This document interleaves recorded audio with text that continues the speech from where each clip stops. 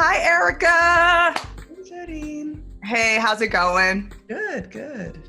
Good. Erika, thank you so much for joining me on the Silver Lining series. You're definitely one of those that I wanted to talk to, one of my go-to people for inspiration and motivation. And so thank you for taking the time out your day to sit with me and talk with me a little bit. But before you start talking, I want to introduce you formally to everyone who doesn't know who you are. Erika Lewis, I know you as, and I may miss some things, so you correct me. I know you as one of the co-founders for Easy Mo Breezy's entertainment company, entertainment group, that is that houses Grits and Biscuits. Like Grits and Biscuits is one of my favorite parties of all times. It's a touring party. It is the South captured in all of its beautiful essence. It's all the hood rat that I miss doing with everyone right now. But classy. Classy. But it's like, when I think of not being able to party with my friends, I go to my memory of being on stage at Grits and Biscuits, and that's all I'm gonna say. I'm gonna leave it right there. But you're also marketing professional, cultural marketing, exec, engagement developer, audience developer. You've worked with Live Nation. You've worked with Viacom, just a number of different brands and media outlets. And you are also an angel investor, which is something that I love about you, because you're actually out there investing into other organizations and startups. So was that a proper introduction? That was amazing. Can I take you on the road? Absolutely. And I'm just happy that I know you. Like, honestly, I'm just happy that I know you. Absolutely. So, Erika, you're not in Brooklyn right now. Where are you? I am actually down south. I'm originally from North Carolina, and I actually came down to North Carolina at the beginning of March for something completely unrelated. And as things started to unfold in the city, just decided to stay. So I've been here for about a month now.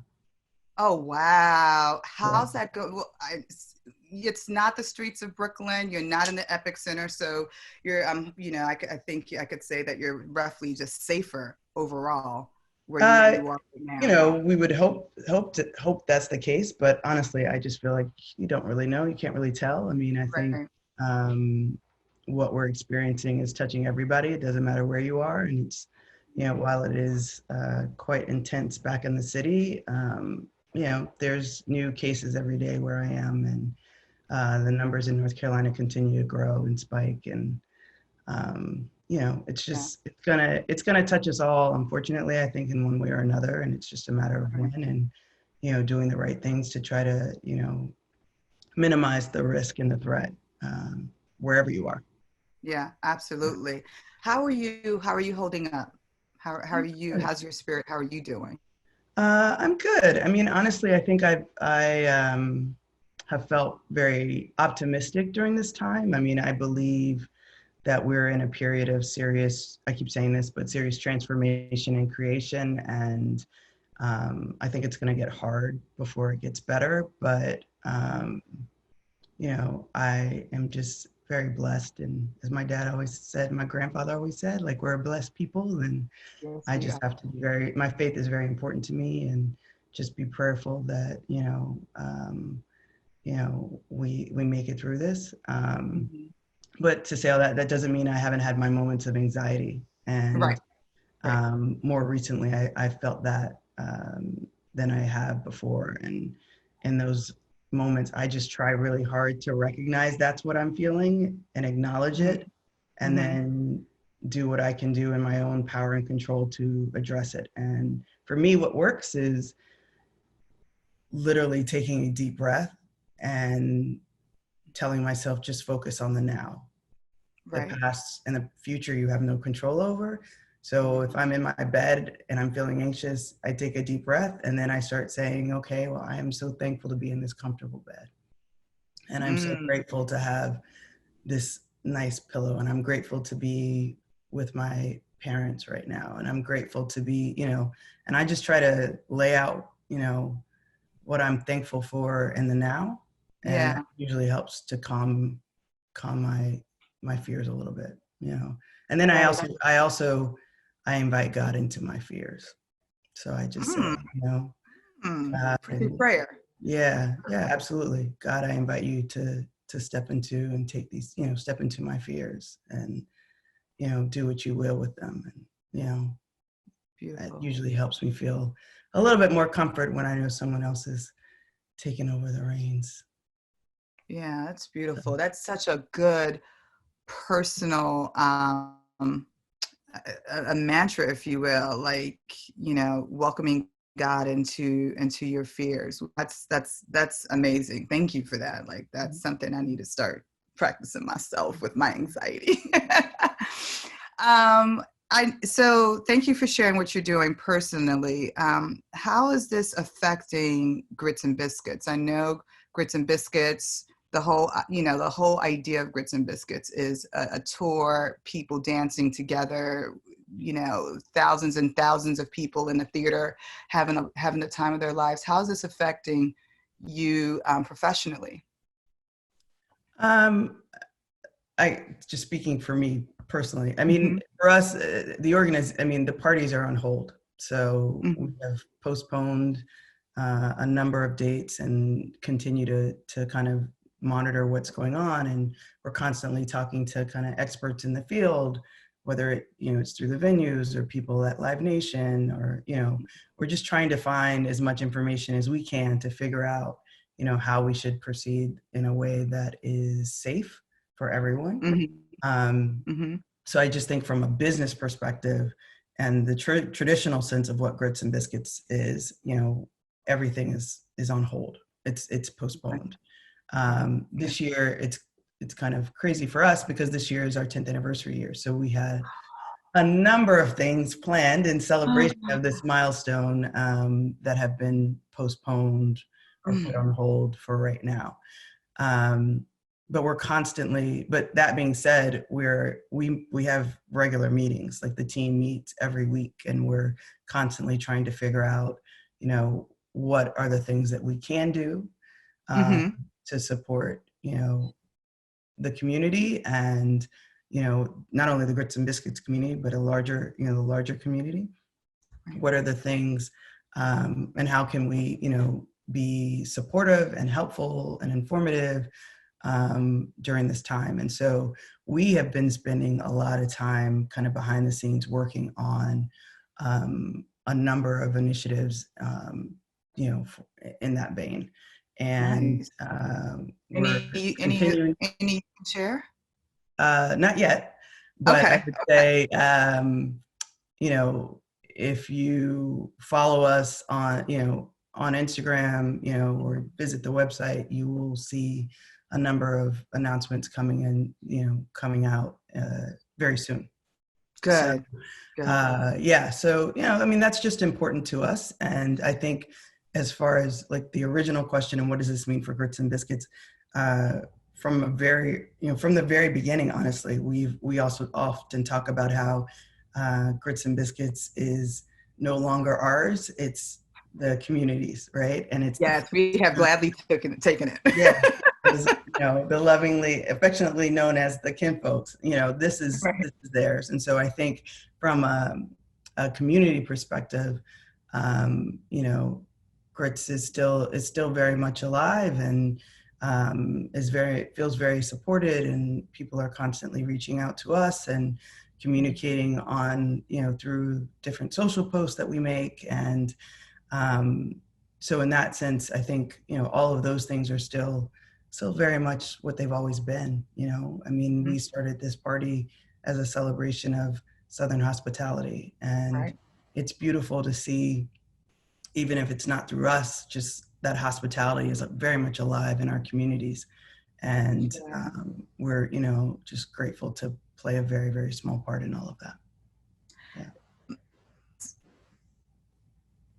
As an executive in culture marketing, one of the things that I've been seeing and like attending a lot of these webinars and things of that nature, is the conversation of our culture and what this means for our culture. From what you've been kind of noticing now with what, you know, how what we're doing with social media and the impact in social media and just what we're doing virtually now and digitally now, has this, this is a real, like a huge blow to our culture, you know, decreasing the amounts of live events and things of that nature? Do you think it's going to have an impact in our culture, or are we just going to ride this out and we'll be good once everyone can go back outside? Like, where do you see this pandemic and its effects impacting our? It's not a blow to our culture, and in my opinion, I mean, I think it's going to bring some loss to us on a personal level. But I think as in regards to the culture, like our culture is the most resilient culture out there, you know, and this is just one of many, you know, situations where we have had to battle something seen and unseen, you know, but yet we still are creative and transformative and make something out of nothing that touches the hearts and souls of many.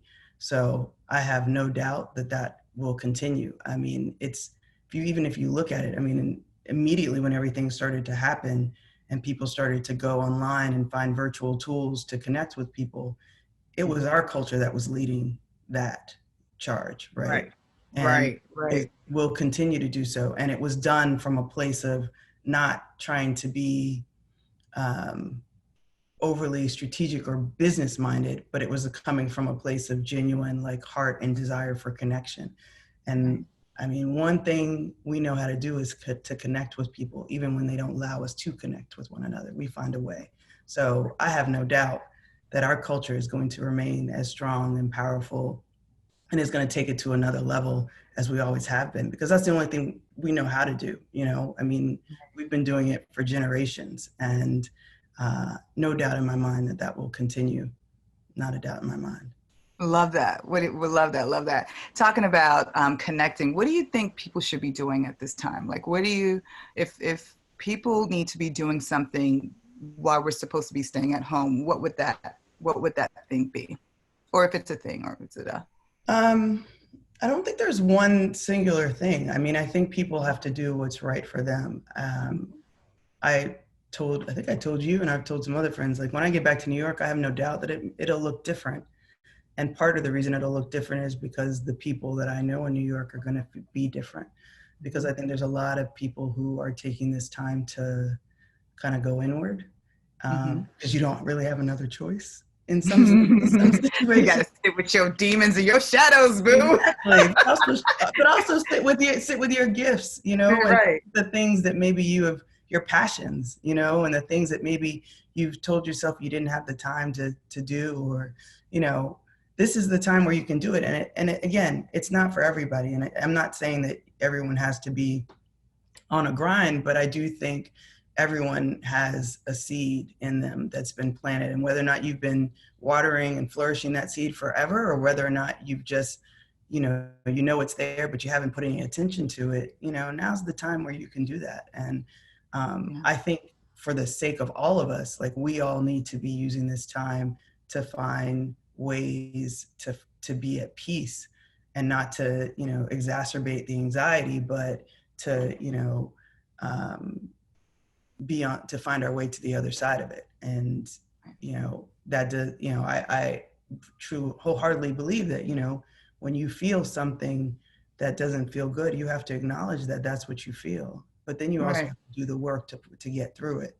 And, you know, sometimes the amazing thing about this happening now versus, you know, when I was in college is, you know, there's social media, which can be a blessing and a curse, but there's also tools like this one where we can see each other and we can have conversations, and you don't have to do this alone, you know? So if you need to take some time to process, that's fine, but then reach out to someone, have a conversation, have a real conversation.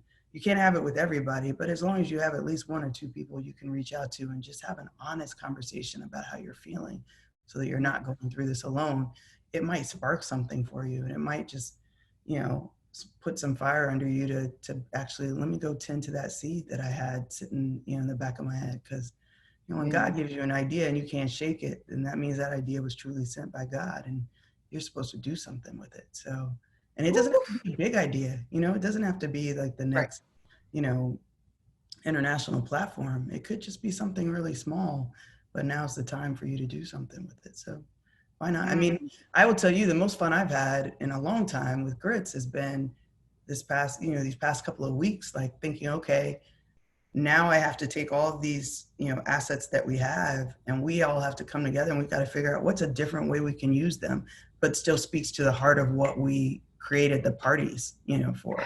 You know, the party is, it's a party, but it's a brand, and it's a brand that has an ethos and a heart to it. And so if we understand what that is, now how can I bring that ethos and heart to life in some other form or fashion? And that's what we're all doing as a team. And that's what's, you know, that's fun to me. You know, it's like you go in your kitchen and you realize I don't have a lot of groceries, but I got some eggs and I got some broccoli and I got a bag of, you know, Uncle Ben's. So let me see what I can do with this, you know. Touching yourself. Right.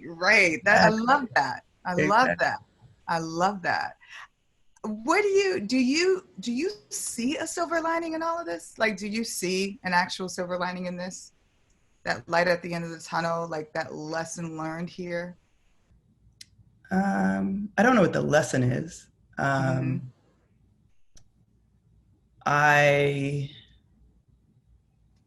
mean, the light at the end of the tunnel is, I wholeheartedly believe we're going to get through this. You know, I wholeheartedly believe that, you know, there is an end in sight. I don't know when it is, you know, and I don't know who does, to be honest with you. But it definitely won't be by Easter. But yeah, I get it. No. Right. And anyone who thinks it is or thinks it's not real, no, that's not. You know, I hope that they have a change of heart and spirit before it's too late too. But yeah, I mean, I guess the silver lining for me is that we will get through this and we will be changed because of it. And the amount of humanity that you are seeing now, demonstrated on so many different levels and, you know, in so many different ways, and the humanity that we're not seeing that's still being demonstrated, like that is a blessing, you know, a silver lining in this. And the people who, you know, have been feeling, I don't have children, but the people, I know people who have children and they've been working like crazy, and now they actually get to spend time with their kids. And even though they may be lamenting about homeschooling, like, you know, that's time. You know, for me, I haven't spent this much time with my parents since I was like right out of college, you know. So that's something I'm grateful for, you know. So connection, I think there's just going to be deeper connection, and then just the creativity is just mind-blowing. Like, I mean, for real, to everyone who is creating in this time and doing something that and giving us something that we didn't know we needed, like that is like, I'm forever grateful. Yeah, forever grateful. My mom is D-Nice's #1 fan. She's got all her friends on Instagram, and they listen. My mom listens like every day. Every day. Who knew that D-Nice was gonna be like the mama's #1 DJ? Like, who knew? Yeah, well, you know my mother. That's not a surprise with my mother. But... No, it's not. No. She will out-twirl me. I promise you. She will. Yeah, she will. So, that is awesome, Erika. Oh man, thank you so much. How do people stay in contact with you? Do you mind if you share your Instagram with folks? And no, I'm ELEWELU59 on all the platforms. So that's the easiest way. All of the platforms, and then if you want to email me, it's the same email address at yahoo.com. It's all the same. So, perfect. Perfect. Well, thank you so much. Amazing. Erika. I just want to shout you out for you know, because we've had a lot of conversations, but going back to the point of just people giving us stuff we didn't know we needed, and just creating in this time, and you know, for you to just flip the switch and be like, this is what I'm going to do, and I'm going to make graphics and have a whole studio in my home.